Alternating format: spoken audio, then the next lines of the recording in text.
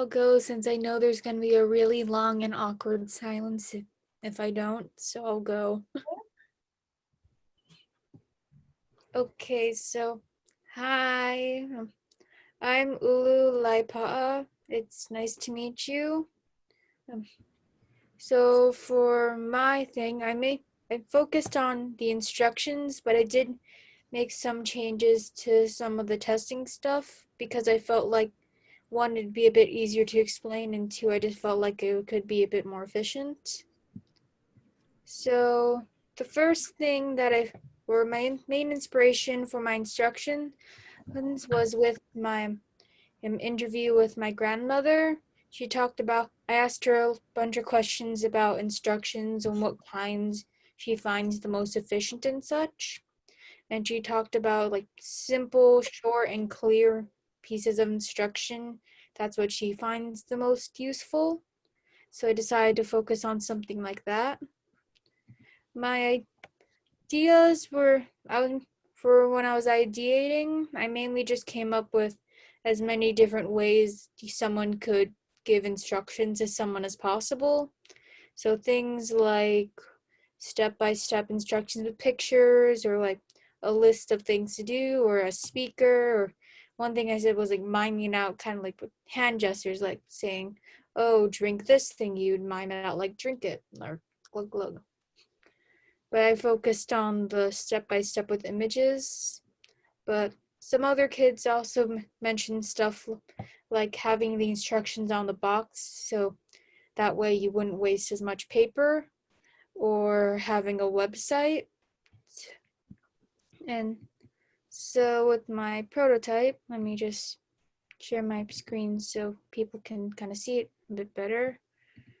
My main prototype was a box with some instructions on it, and then here's my actual instructions. So let me make them a bit bigger. So I mainly went with the step-by-step images. I tried to use as little words as possible for most of the instructions. I decided to have a little warning thing to remind people what not to do beforehand. And I also added a materials list because I like those. They're very useful if you forget something or you lost something, or just knowing what's there. So I tried my best to do images for that. Hold on, technical difficulties. Sorry. Zooming in my screen kind of sucks. I'm sorry. I'm gonna have to stop sharing quickly. I think. I apologize for the technical issues. I should remember to not zoom in while on Google Slides. I do apologize.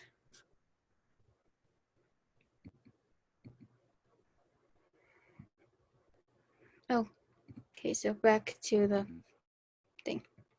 So my main differences for the COVID testing is one, having a cap, because I noticed that there wasn't one, and I felt like not having one didn't make any sense. It would make it a lot easier to do things like a mix, like you're mixing up and down, shaking it like that. It would stop spillage too. I was inspired by some other tests and such for examples of tests, and they had a funnel, and I found that very convenient, so that way when you're pouring in the solution, then you're less likely to spill it by accident, since there is more of a space for you to pour. And then finally a test tube stand, because I felt like if I'm holding a thing and I have a funnel, I might, knowing me, I'd end up like tipping it over or something by accident and end up spilling it anyways, even if there was a funnel, or getting distracted and dropping it by accident or anything like that. But if you have a test tube stand, then it can just hold it really easily. Just boom, doesn't move at all. You can just pour it in. So yeah, that's here's my here's my box, the physical prototype. You can see I taped it on to the box. If it was real, it'd probably be printed onto the box, so it wouldn't just be a thing taped onto it. And during our brainstorming sessions, we came up with an idea where there's both paper instructions and instruction in the box in case the box gets damaged. So, or you throw away the box. So that way there's two things of instructions. So if something happens to the paper, you have the instruction on the box.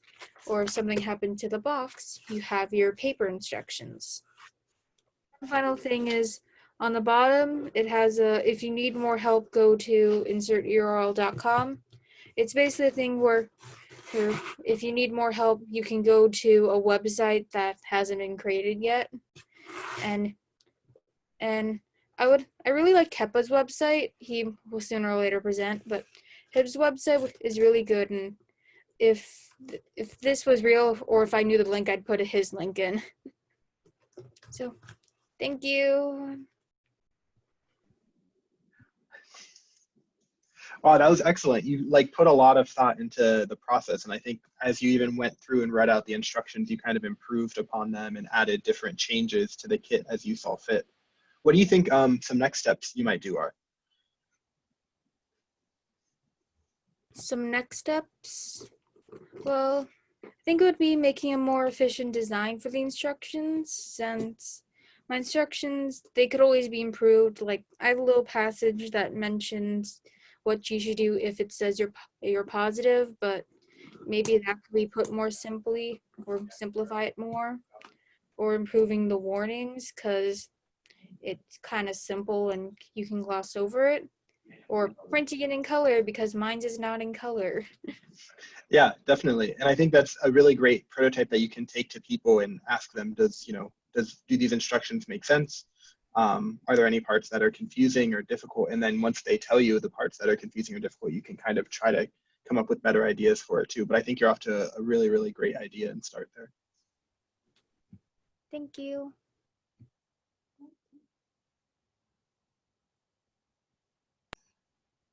Yeah, you've done a lot, and it's really great. I think I'd be curious to see when you start testing, and once you give somebody the prototype, and and you let them just kind of go through it, you'll learn a lot, right? You won't have a chance many times. You won't be there when people actually use your product.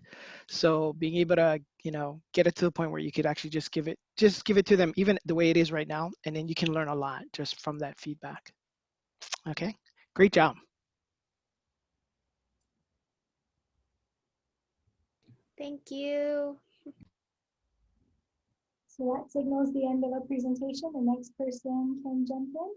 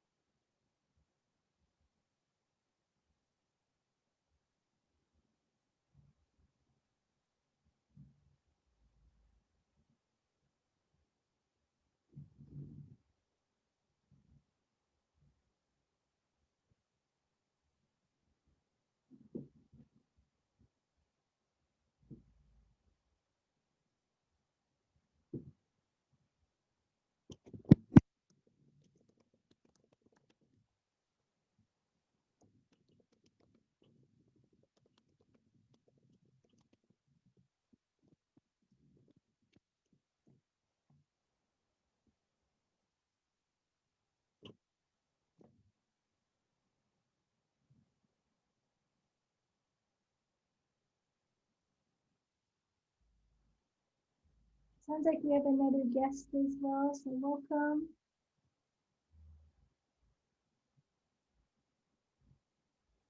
Another Kumu, I believe. Hey, Brandon. Aloha. Aloha, ina kamana, ike kumu. Hey, Kalamai, I forgot my password. Took me a while to get it. No problem. It looks like you're joining us from Kailua. Lovely Kailua Beach. Oh, Yep, born and raised. I grew up on that beach, kind of. So welcome. We're We're just in between Indigenous presenters right now, so we're waiting for the next student to go ahead and start.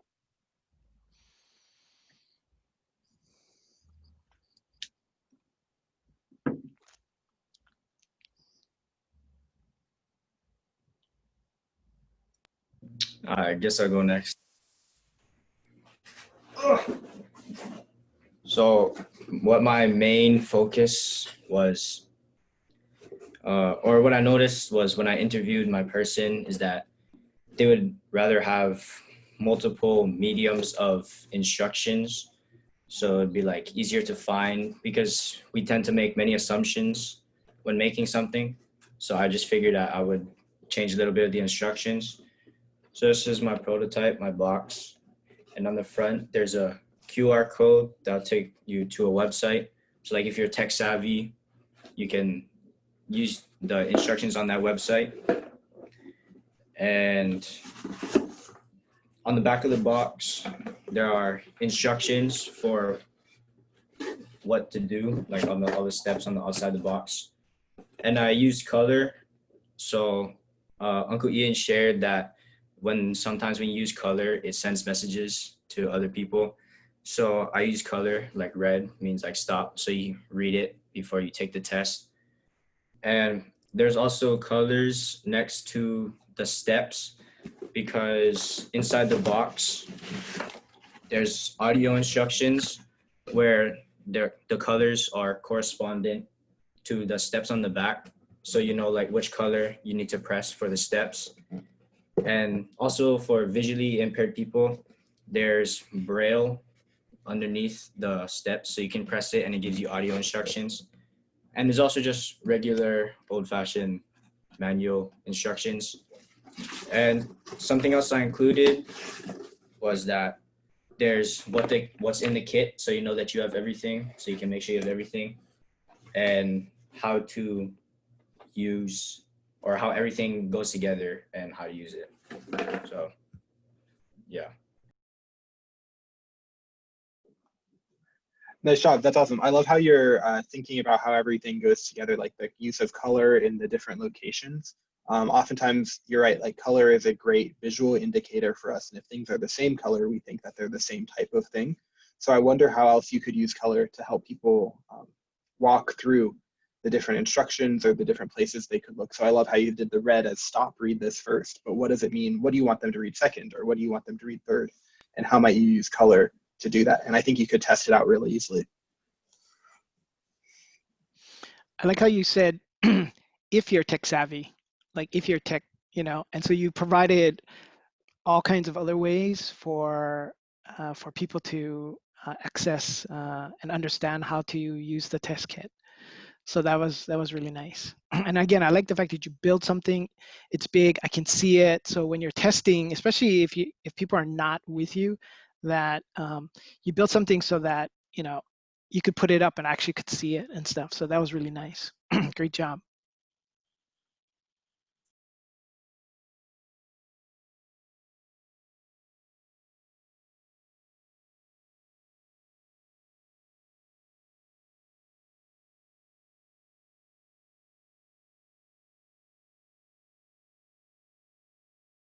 I'll go next, if that's okay.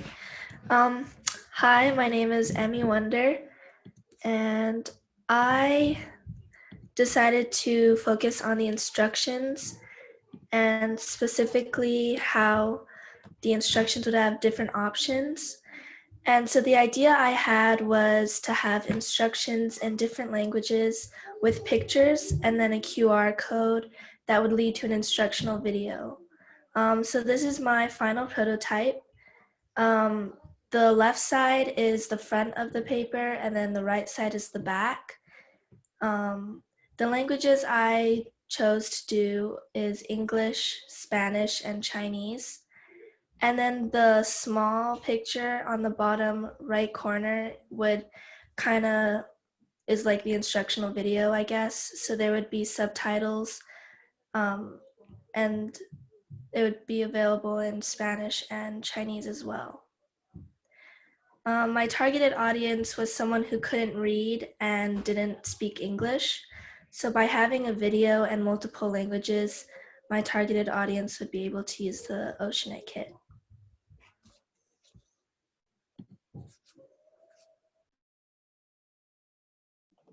Yeah, it seems like you're really covering all of the different bases there, which I think is really cool because it's really important for us to be able to explain to people how to use our kit. So I think by covering different languages, also by using like a lot of pictures and things like that, and having a video, you're really helping people understand no matter how they best learn. I'm curious if you have the chance to get to try it with one of your target audience members, so maybe someone who doesn't read very well, or is a language that's maybe not shown. Emmy, did you draw all of that? And then the translation piece, is that actual translation? Yeah. Wow. Wow. Wow. It looks really good. I was like, wow, this looks really like professional almost, you know? It's like, wow, you did a lot of work. Fantastic. I just, kind of blown away. Really, really impressive. Yeah, I think with Jimmy, the same thing is, before you go any further is, kind of get in front of somebody and let them kind of walk through the instructions and see if they can understand. You can learn a lot. It's great. Yeah. The other thing you can do is you can test out the video idea, which I think is a really great idea and something we need to figure out at Oceanit. Like what kind of video do people like? But you could just record yourself doing something. Or another thing I've seen people do, since you're so talented at drawing, is you can draw little pictures on sticky notes and flip through them while recording. And that's another way that I've seen people do like fake slides or videos. So I would try both of those out and then take that to people and see which one people prefer and what they like or don't like about it. That would be cool to see on your Thursday presentation, like a 30-second thing or something. That'd be cool. She's done a really good job at iterating. And Kumul Edward, if you want to jump in, then please feel free to go ahead and lend some feedback as well.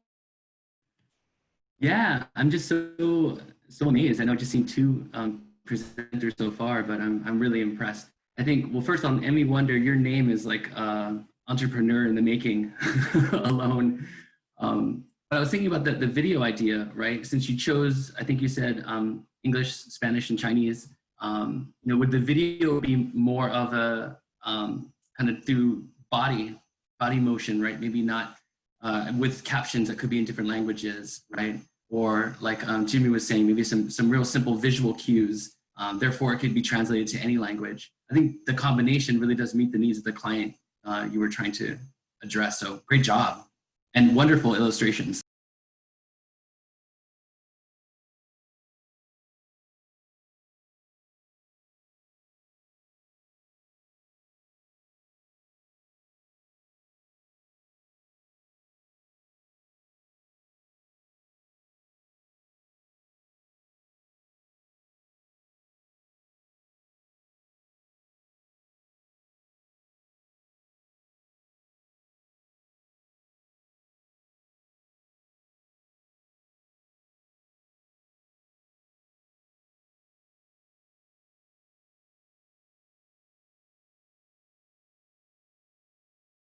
I'll go next.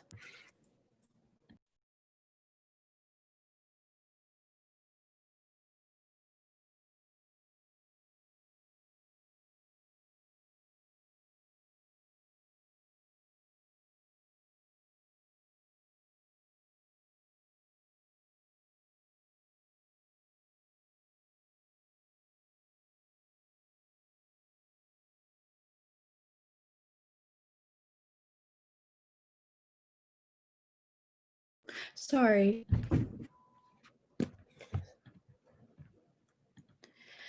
Hi, my name is Makala Pua, and I decided to focus on designing a prototype. So this is my prototype. I designed it to be similar to a breathalyzer. So instead of using a lot of spit like the traditional test, it would just analyze what's in your breath. It has a retractable mouthpiece to prevent bacteria contamination and to keep it compact. So this would be the open position, and this is the closed position. And to use it, you would just exhale. You just exhale into point A for 3 to 5 seconds. And on the inside is an air quality index at point G to analyze what's in your breath.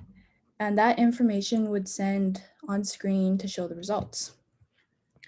So there's also Braille on it and a speaker for visually impaired people. And the instructions in Braille read 2 beeps is positive and 1 beep is negative, so they know what the results say. My feedback had admiration for the idea of breath and how it could be accessed by people who may be blind, but there was also some concerns about how it could be expensive. For my iteration process, since price was a contributing part of my feedback, I decided to make my design a one-use only so that the price would be lowered and could prevent cross-contamination. For my final prototype, I kept the original design of it and added a mass air sensor so you could keep track of how much air goes into it, so it could be one use only, and to prevent inhaling instead of exhaling. So yeah, that concludes my prototype idea. That's awesome. That's a really cool idea. I don't think I've ever thought about trying to make a breathalyzer example or a test like that. I'm curious, did you get a chance to prototype it physically with people?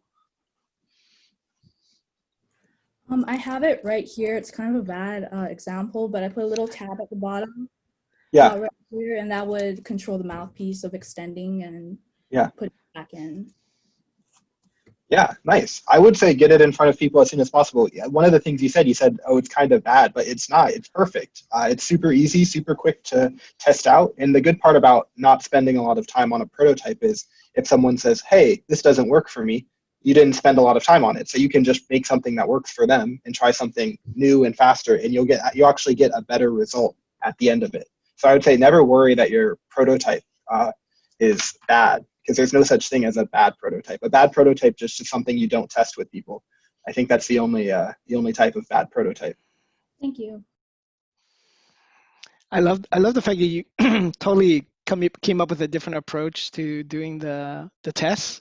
There are actually, this is a great idea, because you do have like alcohol breathalyzers. There are people developing breath kind of tests to determine if somebody has lung cancer.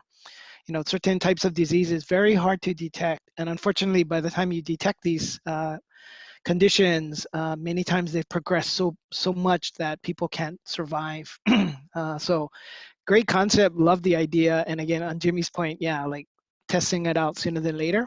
And when you have a low resolution prototype, it's not a problem, because it's like, okay, I spent 30 cents in 30 minutes, so I don't feel so bad if I have to change it or have to go in a different direction. But great outside the box thinking. That's really fantastic.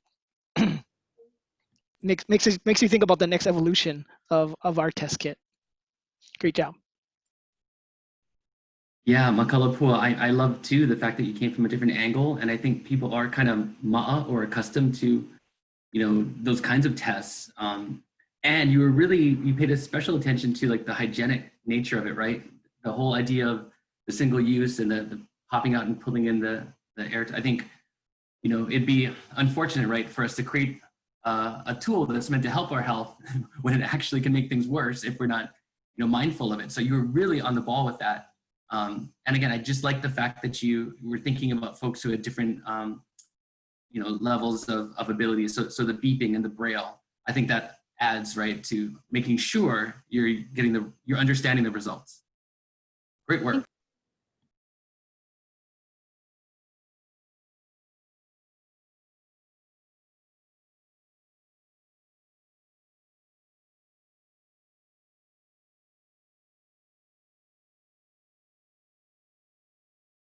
I'll go next.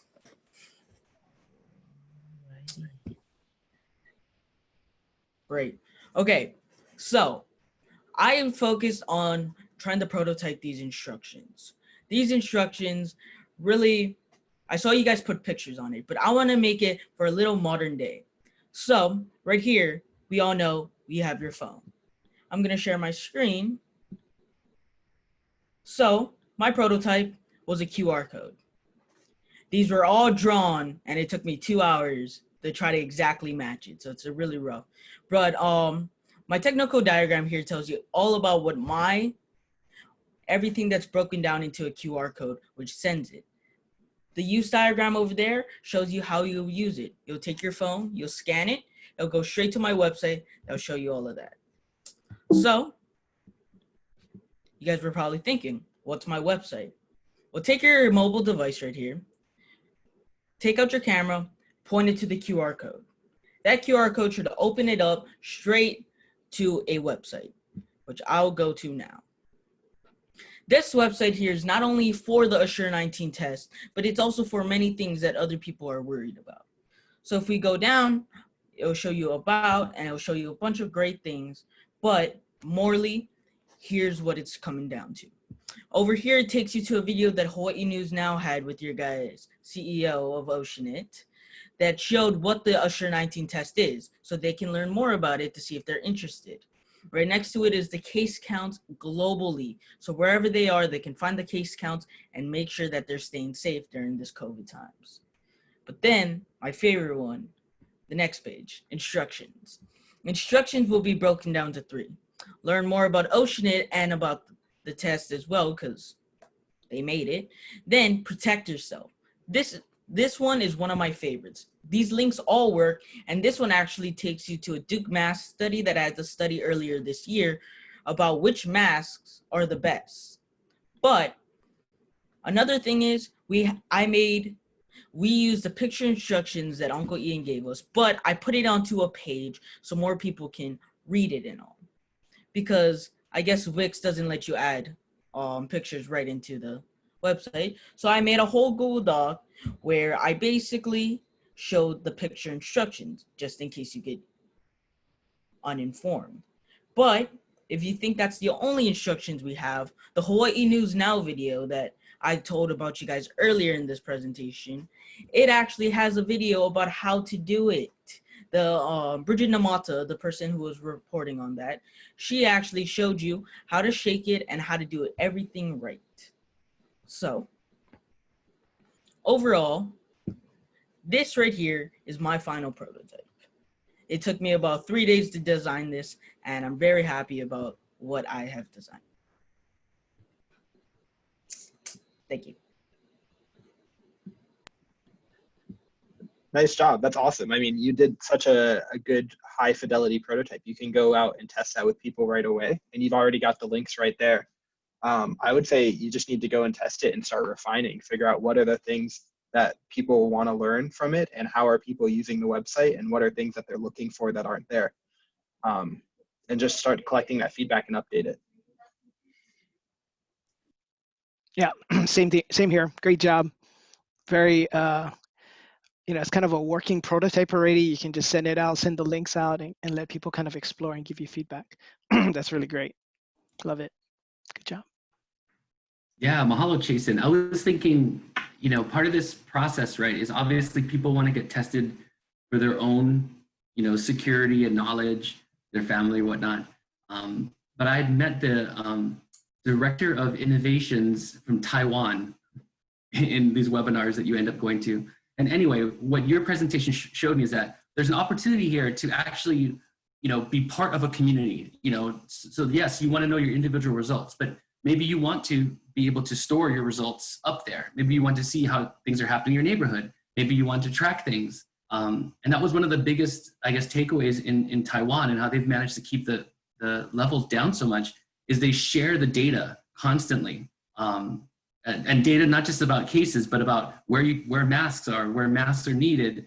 And it just seems like to me, you're onto something that there probably is like another value in creating some kind of a community or forum for people to load their information, see their information, whatnot.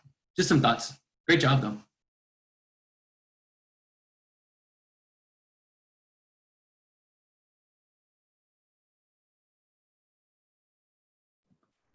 All right, I think I'll go. Hi, my name's Keanu Kaneko, and I partnered with my classmate Jace Poi Poi, and we'll be talking about our at-home COVID-19 saliva test kit prototypes.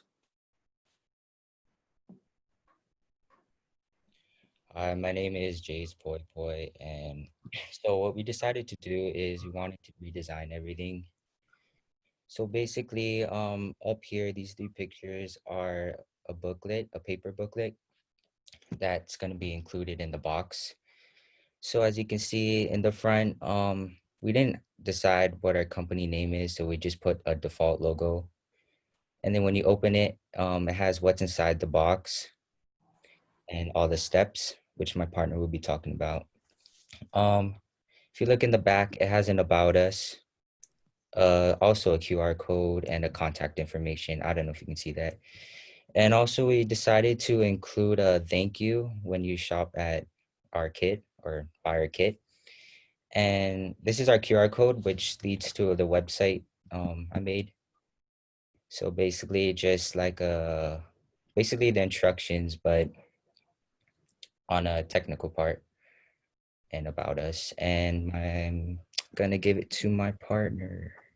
Yes, I have the prototype with me, and I'll be explaining more about it. So first, you get the box, take everything out of the box, make sure you have everything, the tube, the instructions, little speaker, and the stick it includes. So the instructions, we had visuals, and just in case you can't read, we included a speaker that explains all the steps easier, and we included visuals. But when you take the test, what you're gonna want to do is like open the lid, and there's a fill line, and then put your saliva and keep spitting until it fills to the line, and then grab the stick, which pushes down the latch, and then you basically wait for the saliva to hit the bottom of the tube. Then you close it, pack everything up, and send it back to us, and you'll get your results within 2 to 4 days.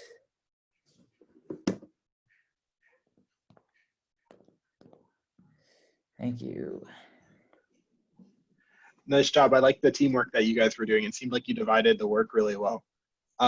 One thing I wonder about that I think would make this even better, I like the idea of putting the speaker in the box. I wonder if how people will know that what that speaker does and how they'll use that. So if you could go and prototype that with people and check like how, is everyone going to click the speaker? Is no one going to click it? Are they going to worry about how do I turn it on? What is it going to start saying when I open it? Like what if it just starts playing random music or something, right? Like most people wouldn't want that. Um, so I'm curious about how you encourage people to use the speaker and tell them what it's going to do before it actually does it, maybe when they're not able to read.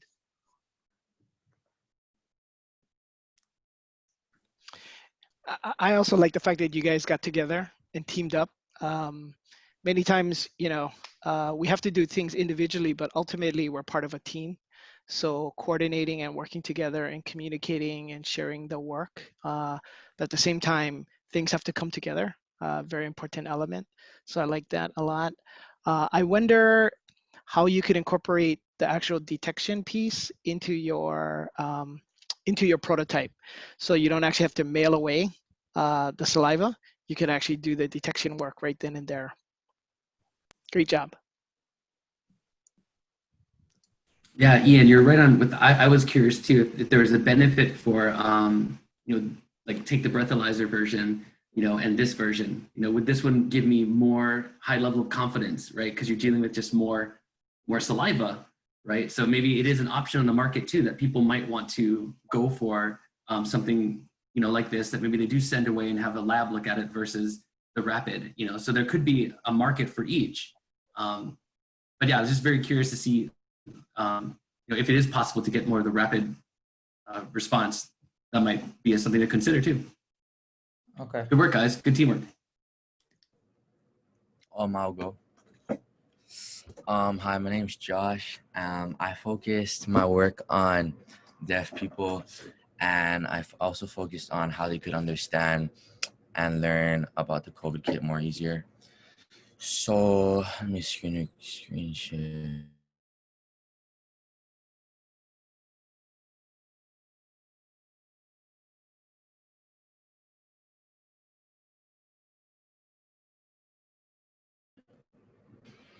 Did he freeze on us? Oh, there you are. Okay.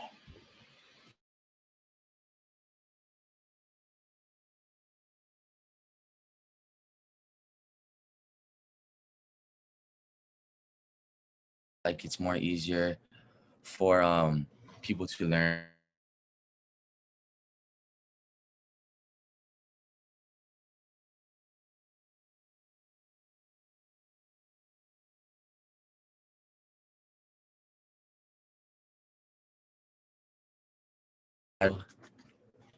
Some feedback I got was QR codes give it more detail and information.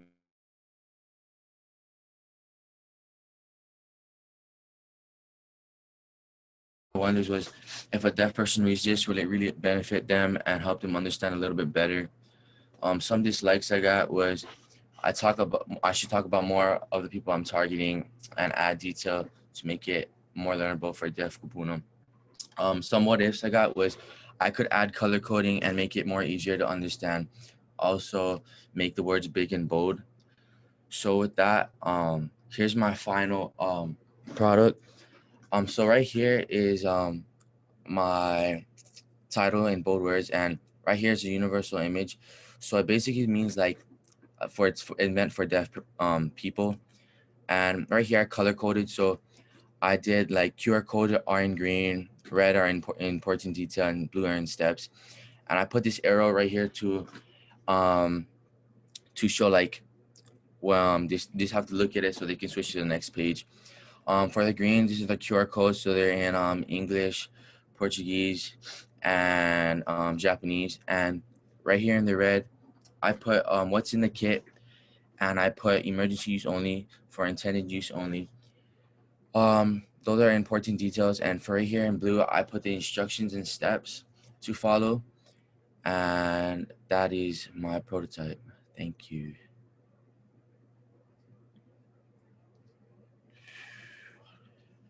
Nice job, Josh. You cut out a little bit in the middle, so I missed some of it. But one thing I just wanted to say that I really liked was how you set up your feedback. I think that was a really key element that I could see, where you put your likes, your dislikes, and your ideas.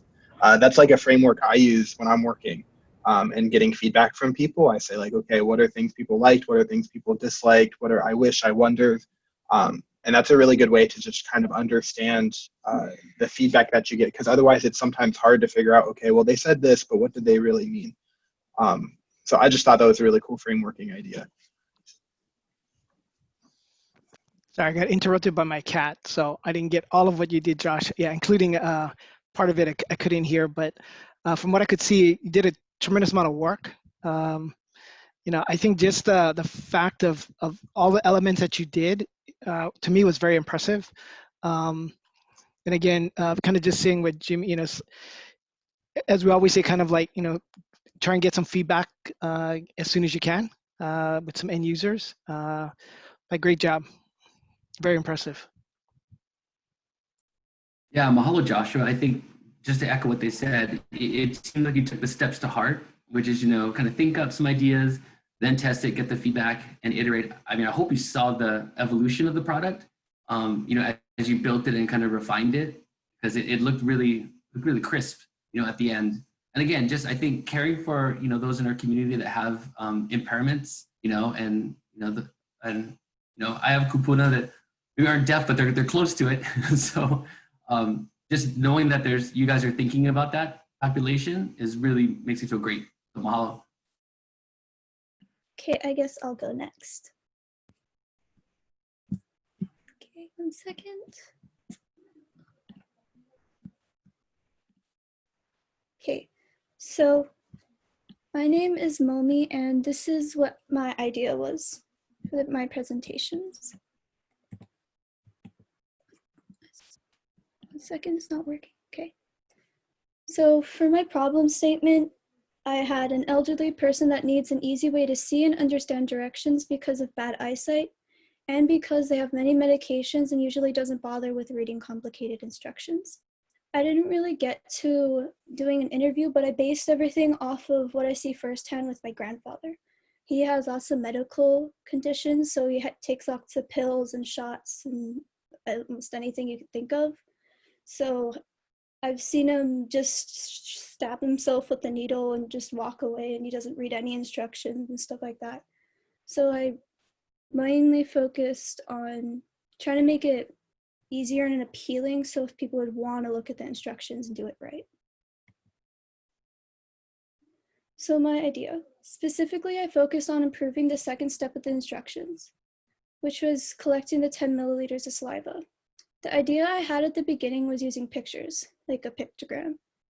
And some of the feedback I had gotten from peers was maybe make it as simple as possible so it's appealing and make it physical somehow. And after looking at that feedback, that's when I got the idea of making a picture to scale in the instructions. I got the idea of to scale because I was trying to think of how it would be easy to relate and what people would be used to every day.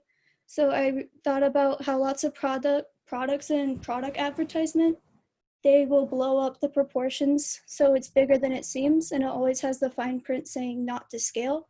And then sometimes products like to show stuff to scale. So I thought that that would be a good idea. So the improvements I made were to make the picture to scale to what collects the 10 milliliters of saliva. That's when I had the idea that the to scale picture could be a reference to the amount of saliva needed. So instead of having to look at a small line, you can hold up what collects the saliva right up to the instructions and see a clear indication of the amount of saliva needed. I came up with that idea more in depth because usually when I'm baking or cooking something, when it says like 1 cup of milk and you're trying to mark it right at that line, but you missed the line or something, it's really frustrating. And it just makes me give up, but I don't really care about the measurements after that. So my prototype in the end was my used diagram that we used for our design thinking project. The problem I focused on was the second step of the instructions, which was collecting the saliva. And since my prototype is aiming for someone that it has a hard time seeing small things and details, my idea was to have the second step picture to scale so they can hold up what collects the saliva to the instructions to see the 10 milliliters indicated, instead of having to look at a small line. Okay, done. Moe, I love how you kind of picked this very specific idea and it seemed like you went into a deep dive for it. And it's a real issue. It's something that we've been thinking about. How do we let people know how much saliva to have? And I think your idea of just having a one-to-one picture is really great. You seem to have a lot of really good intuition and observation abilities, which is really cool to see you use and leverage. And while your prototype seems simple, I think it's exactly the kind of prototype that helps us understand and be able to test with people. So yeah, now I just say, go to your grandpa or go to the other people around you and try to figure out, hey, is this working for them? Yeah, thank you. Yeah, I don't have anything more to add to that, but yeah, just really impressive. Yeah, just really good job. And I like again that you really took a sliver of something and you really kind of focused on that and you explored that and keep exploring that area. That was really great, because I think a lot of times we think we have to do everything. We may have to start looking at the broader picture, but then kind of narrowing it down and kind of taking a deeper dive into something I think was really great approach. Thank you. Yep, I totally agree. One word I learned last year that I love is called smallify. Make something smaller. It's a made up word, but aren't all words made up? But I think that that's the point Ian's trying to make, is sometimes if you try to tackle everything, that's probably the biggest impediment to success or even getting further, is just over designing things. But you went into literally step 2 and said, how can I re-engineer step 2? And I think that was fantastic. And it started with your own family, right? I mean, you know, you see the need. So that, to me, the empathy was built. You went in, you smallified it, and you were able to get something, you know, that I think is going to be really meaningful. Thank you. Yeah. Yeah. And just one more build off what Brandon just said, that is really key and something you did really well and a couple other people have done. Just paying attention to the people around you and the problems that they're having is such an important skill for everyone who's trying to help people, right? Like the problem is we all get very used to it and we might not realize, oh, you know, like, oh my grandpa has this stuff going on, but that's just normal, right? Like everyone has it, but it's not, right? Like everyone has different lives and different experiences with people. And so becoming aware and thinking about, okay, what am I experiencing and what can I see around me and how might we make that better is such an important skill. And I think you did that really well too. Thank you. I'll go next.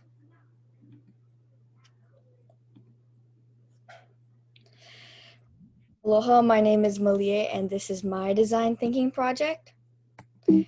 So I really wanted to focus on the test itself. So for my test, I wanted a retractable mouthpiece just to keep it clean. And in the retractable mouthpiece, there'd be a pad just to make it easier so you wouldn't have to really spit and it could get really messy. So you would just insert it into your mouth and it would just soak everything up for you. Then I wanted to have 3 different lights. The first light would come on to show you that it's working. The second light will come on to show you that it's halfway. And the third light will come on to show you that it's done. Also, when it's done, it will have a beeping noise just to alert the user that it's done. And there will be a screen to show you a bold, positive, or negative. I really wanted to focus on kids because just seeing my little cousin with like any medicine or food, he doesn't want to eat it or put it in his mouth. So I really wanted to make it fun just for little kids and design them as crayons.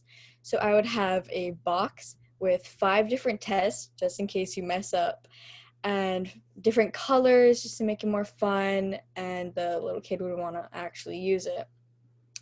On the box, there would be pictures and instructions. There would also be Braille for those who are visually impaired. And I was also thinking about having just a fun fact on the back or a joke for the little kids. And there would also be a QR code, a website, a phone number, and an email for any further questions. And I also had some other ideas and designs for the test itself, like candy, like maybe a race car or something. And also for maybe adults, just to make it more fun, have colors and LGBTQ, there could be rainbow, like just lots of different designs to make it more fun. So that's my design. Mahalo. Nice job. I love how you're thinking about all the different people that this could be targeted towards and thinking about what might be important to them or what make them feel more secure or safe or comfortable doing all of the different steps that you're having them do. And I think that's just a really thoughtful design that a lot of the times people don't think about. The other thing I really liked that you did was you had an indicator light showing when the test was going to be ready and giving people some feedback about it. That's something we're running into right now, is how do we let people know the right amount of time to wait and what do we do while they're waiting so that they don't try to look at the results too early or too late. So I think that's just a really cool idea to have like an indicator light. And I'm thinking how might we have an indicator light on the test that we're making. Thank you. I liked that, though the original thought is designing for somebody who's elderly, that you actually went the other way. But in the process of going the other way, I think you actually provide another perspective on how to design stuff, because I could imagine, I love the creativity too, like the crayon box. I could see that actually. Oh wow, this would be great. Like if I was a parent, that's what I would be buying for my kids, because there's a version for them and then there's a version for the adults. But I could see almost that same concept being applied across the board. So I like the fact that you kind of went the other way, and then but by going the other way, you can come back the other way as well. And so just very creative, really outside the box. I like that 5-pack kind of design. Very nice. Thank you. Yeah, fantastic, Malia. I would say you totally went with the creativity, let it flow. And again, we're talking about something that in some cases can be kind of scary, right? We're talking about our health and whether or not we have something. But, I believe that increasingly this is going to be part of our lives. Like we're going to need to monitor our health more often. So why not make it fun? Why not make it not so fearful? I think that's a really important thing.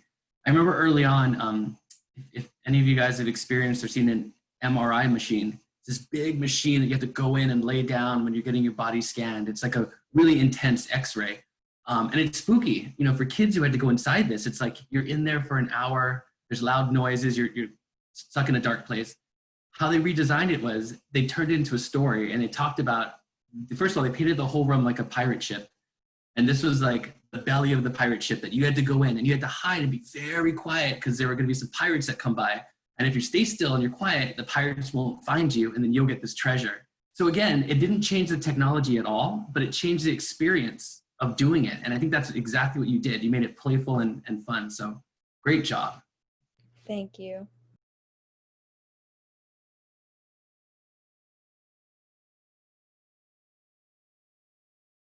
Okay, I'll go. Okay, so my name is Ayla Honda, and what I thought during my process was that when I see an 85-year-old woman that is visually impaired and has arthritis, like I immediately go to how I can make it easier for her. And so my prototype focuses on the test kit part, and the main thing that I focused on improving was holding the test tube stable. Some feedback that my teachers and classmates gave me was to focus on either the test kit or the instructions because I had both and it kind of overcomplicated things. So I just focused it on one part. And my prototype is a test tube holder that holds up the tube that they spit in. It focuses on someone that has arthritis so that they don't have to hold it for too long because I know that having arthritis might make it harder. And so this is my prototype. And then this cardboard acts as the test tube holder. And then the straw would be the test tube. And so they would just put it in like this when they're done. And then it would hold it steady.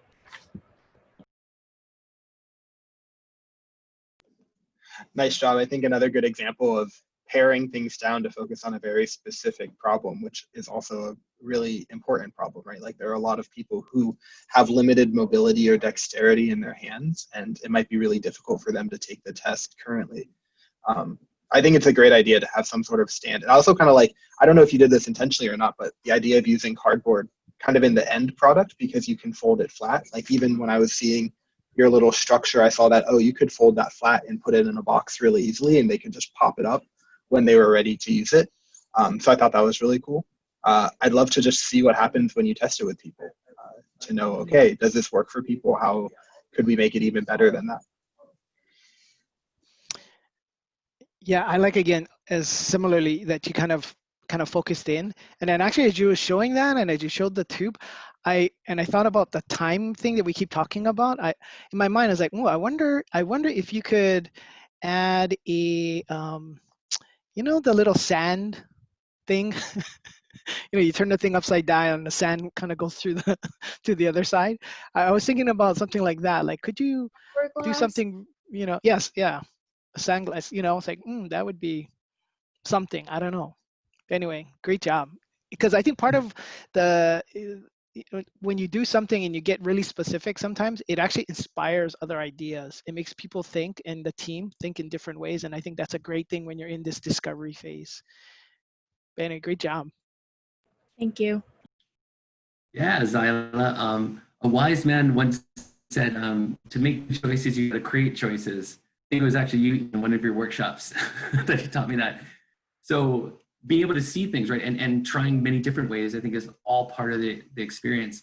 When I saw your stand, I thought kind of like Jimmy was, wow, this is kind of cool. This could be like a real biodegradable materials thing too, and kind of easy. And if you add the sand dimension, that's still biodegradable, you know?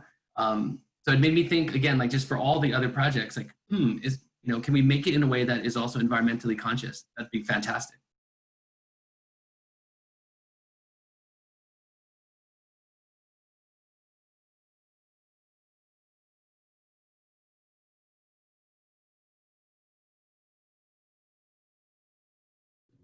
Are we waiting for the next presenter?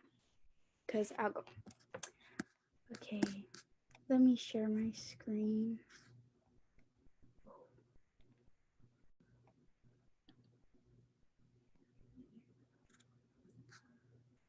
Oh, how do I?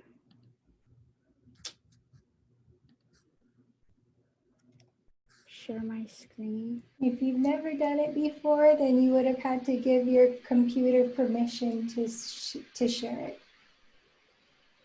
Oh, should I not go next then? You might need to just show your prototype that you have in hand right now.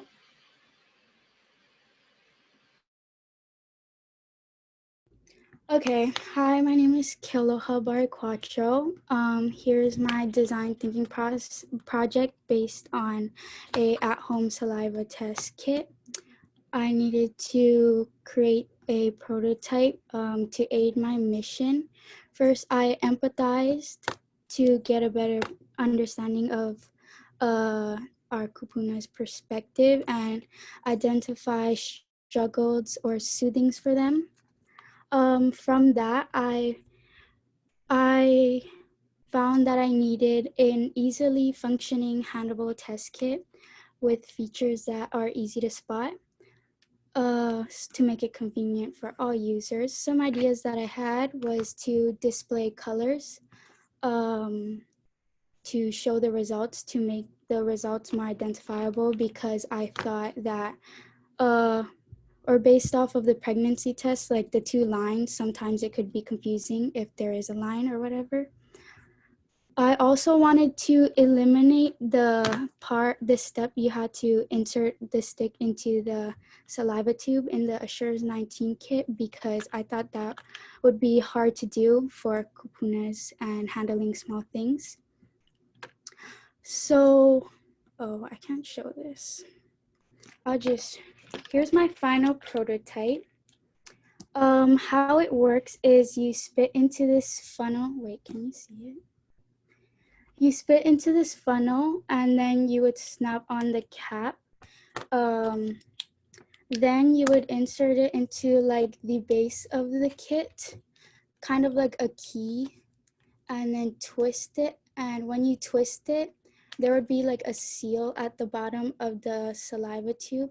And when you twist it, it would puncturer would come up like a needle and puncture the seal, allowing the saliva to drain into the kind of base of the kit and mix in with a solution that is absorbed within like a cotton type thing within this part.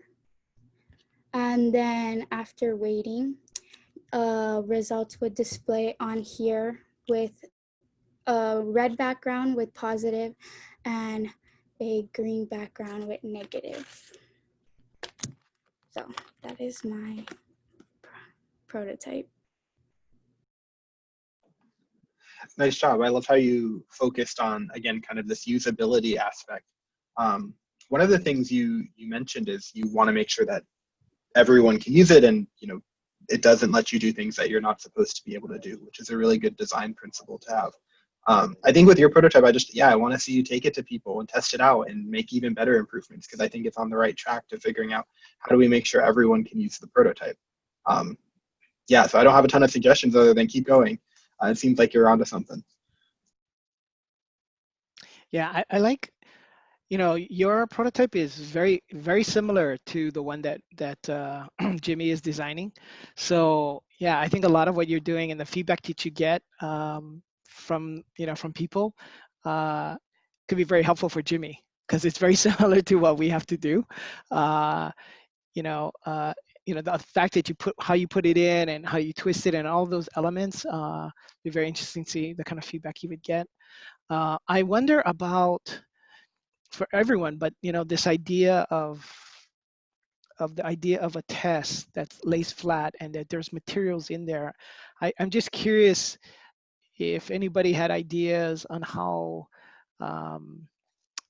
things would flow. Again, there's an absorbent material in there that helps to pull in the saliva and kinds of and basically draws it in.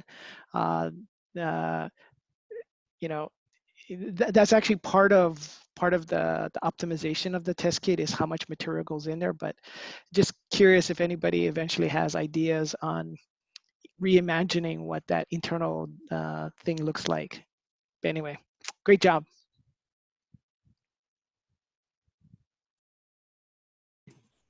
Hello, I was on mute. Yeah, Kayla, you really had an engineer's mind. I mean, the way that you were thinking about all the pieces and how the needle punctures, and what I thought was really great was, all those kinds of cues to know that you got it right.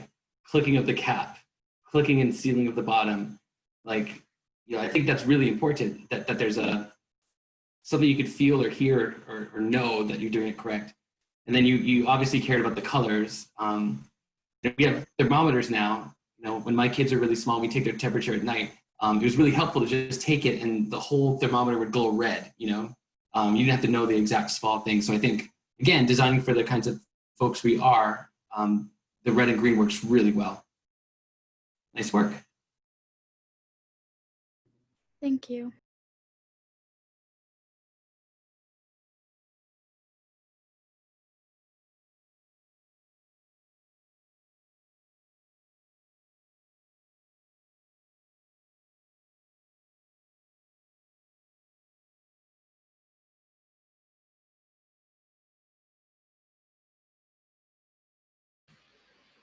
I guess I'll go. I need to share my screen.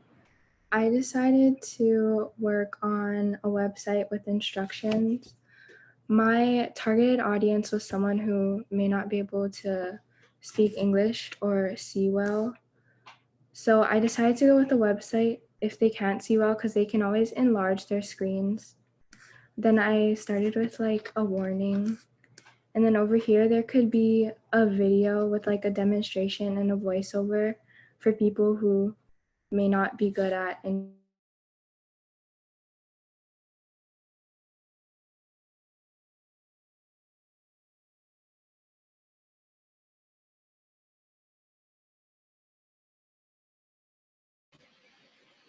Oh, did she freeze? Yeah, okay. That's what I'm seeing too. Hopefully she'll come back. Kaimana, if you can hear us, you froze.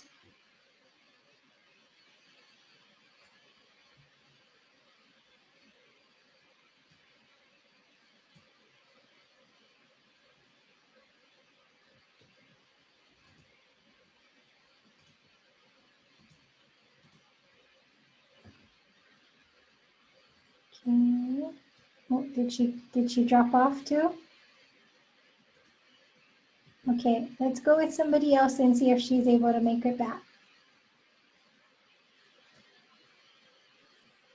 Does anyone else have anything? Okay.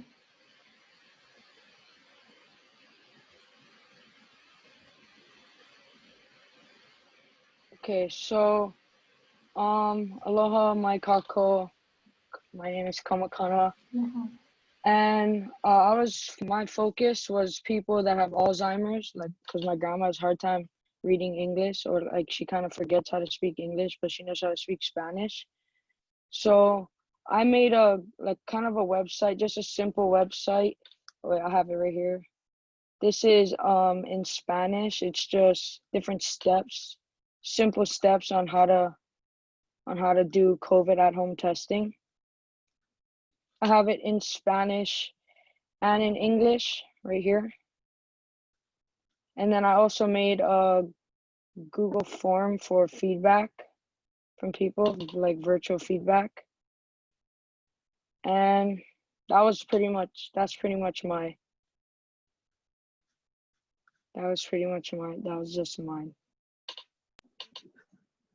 Nice job, Gamakana. One of the things I love is the feedback form. That's something I don't think we've heard yet, but it's so important, especially if we're trying to make, millions and millions and millions of tests. It's really important for us, even once we've, made a product, to figure out how do we keep improving it, because we're not going to make it perfect the first time, and people are going to change. The world is going to change. And so we want to be able to change as quickly as the world is. And one of the great ways to do that is with a feedback form.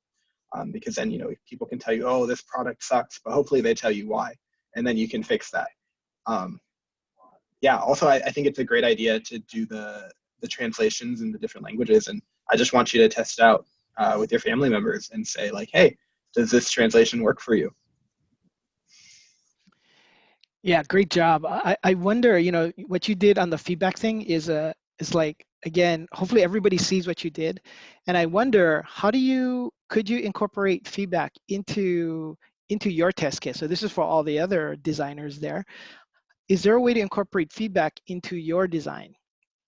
Right? So literally, as somebody's going through the instructions, and if something is not clear, somehow there's a thing you can do with a marker to indicate the clarity, or it's not so clear, and then maybe, you know, you snap a picture, you send it to us, and you get entered into a into a prize or something. I don't know, but some way to, you know, how do you get that constant feedback even after the test gets shipped, so that we can keep improving the instructions and the test itself? So I'm wondering how you can incorporate that kind of feedback into in a more static way in a test, in some of your ideas. But anyway, great job, really good. Yep. Aloha Kamakana. I agree with Jimmy and Ian. I was just thinking, you know, in terms of, first of all, I don't know if you did those drawings or if those are part of the standard thing, because they're really slick. But I saw how you also kind of streamlined the language to be really kind of clear, right? So I think part of the process of, even in, you know, in English or whatever language, it is about being precise, but it's also about being simple. And I think that that'd be something you could test and get kind of feedback on in terms of what's really clear. And then I was just going back to the other example of like the crayons and whatnot. I was wondering, yeah, if these were 4 different languages, you could bring in kind of cultural motifs, designs, you know, things. I think that would be pretty cool too, you know, so people feel comfortable, you know, kind of taking it. And trust me, there's big money involved in like anthropological marketing around products, because you want it to speak to them culturally. So anyway, great work, Kamika.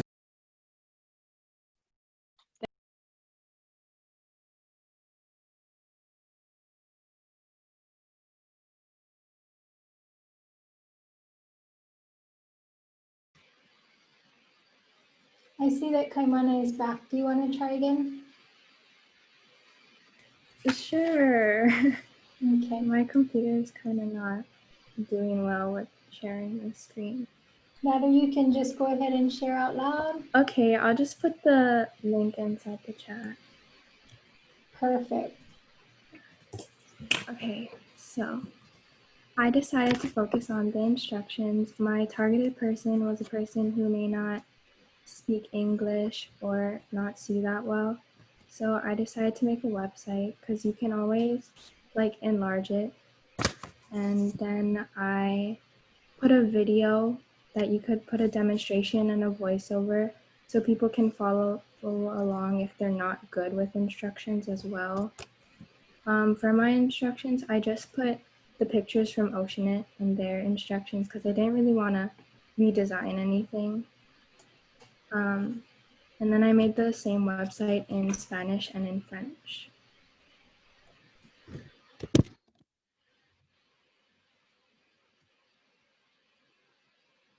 Yeah, that's it. Nice. This is awesome. I love how big everything is, because I think it just really speaks to your target population, right? You're like, hey, we're making this specifically for people who have trouble seeing. We're going to make sure that, you know, everyone can see it. So I think that was just, I don't know, it kind of makes me think, okay, how can we bring over elements of this into the test that we're designing? Like, can we use just like big stuff as a way to design for people that have trouble seeing? Yeah, it's yeah. I like the big aspect of it, which for you as young people, it doesn't really it doesn't seem like what's the big deal. But you know, someday when you get older, you realize that your eyes are not going to be perfect 20/20 vision anymore, and that looking at things gets harder and harder. It gets, you know, small things get harder to see. But this again makes me think in different ways, and that's part of what's really great about early design work, is that it inspires you to go in different directions. So if I had to have a low tech way to show a group of 20 people the instructions, I would blow this up, right? I would take your thing and blow it up as a poster really big and put it up on the walls at the airport. So all these people who have to learn how to do the test kit, they just literally get the test, and then the instructions are posted up on the wall on big posters, and they're all over the airport. So you literally, you know, a group of people could gather in front of these things and figure out, oh, this is how I use the test kit. So anyway, great job. I like that idea, Ian. And Kaimana, great work on the 3 websites. I mean, taking it and translating it to 3 different languages. I think sometimes the more we do that, we actually understand what we're talking about from a different perspective, you know, because language is so important. I don't speak Spanish or French, But, you know, thinking about how we would translate this into Hawaiian and what kind of cultural norms or images would be useful, I just think it's a good habit to imagine. And you have a real knack for website design. It's really clean. Great.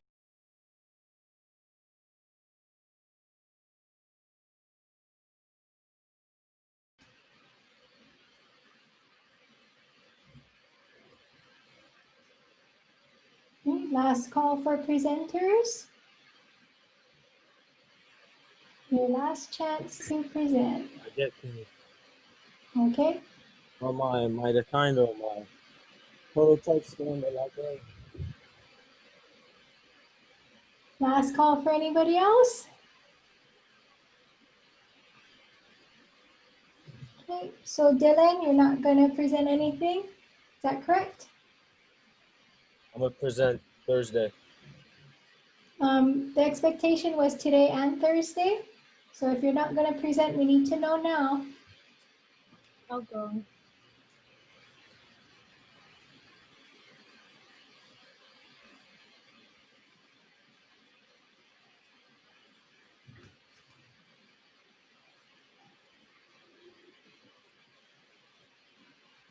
Do I go? Go for it.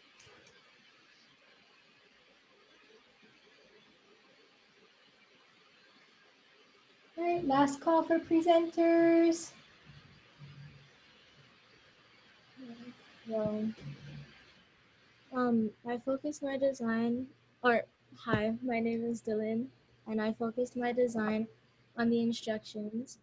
I specifically focused on improving how my design can solve my main problem. Feedback I got from classmates and teachers were to be more direct on what problem I'm solving and to look more at the actual COVID testing. This is how I iterated to come up with my final product, which is being shown here.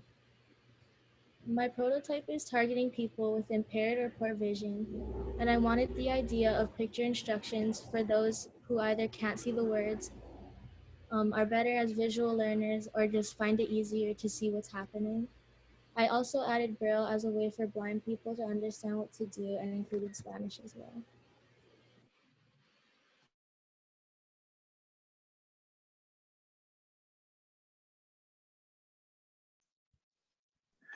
Nice job. Can you keep showing your screen? Sorry, I was still just kind of looking at it, looking over everything that you were doing there.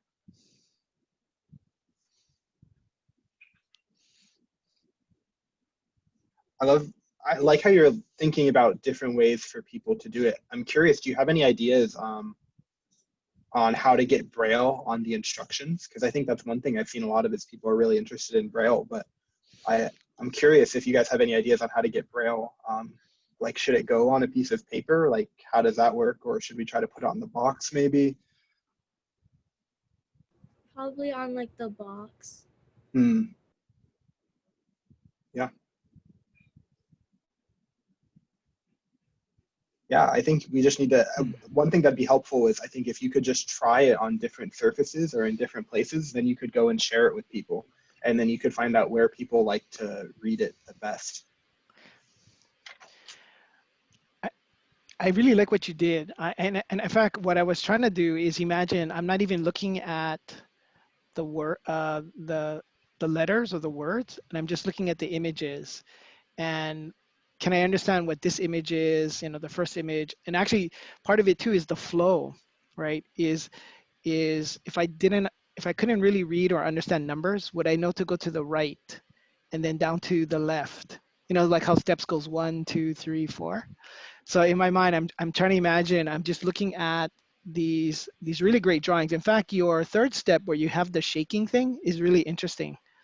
You know, like how do you show shaking, right? And the number of times you shake, stuff like that. So anyway, I really, again, like in all of everybody's cases, right, is you have really great prototypes. Lots of work went into them at this point, and now start testing them out, try them out with actual users and get feedback from the fields. But great job.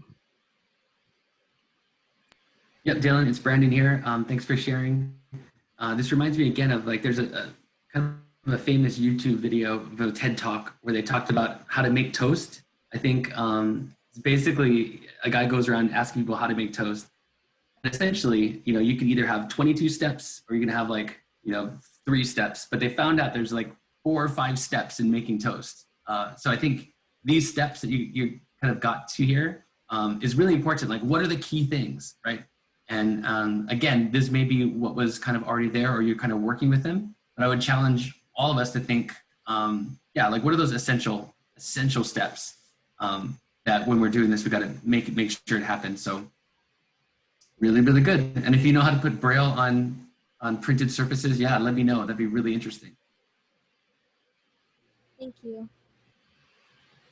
It looks like that wraps it up. Thanks for staying a little bit. There was some pausing going on that kept us from finishing on time. But students, we're going to do this again on Thursday for a different audience.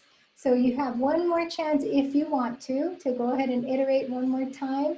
If you don't want to, then you're going to be doing the same presentation. But I think you got some great feedback today.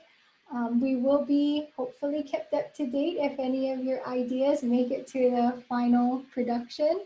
Kumu Dave, did you want to say anything at all?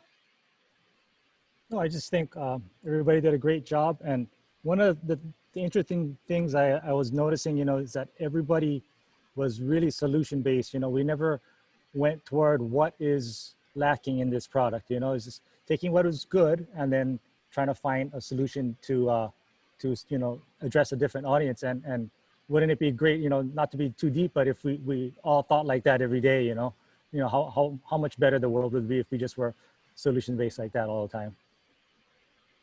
Hey, give yourselves a hand or a virtual hand. And so students, you can go ahead and sign off. I'm going to be probably debriefing really quickly with Uncle Ian and me and maybe Kumu's as well. So we'll see you on Thursday. Ahui ho! My presentation is probably going to be different because I didn't script it and I just improvised. So I might say things. You went way over time, my dear. Cut it out. Cut it down. Cut it down. The second time I cut it down. Okay. The first time I tried doing it with the video was 16 minutes.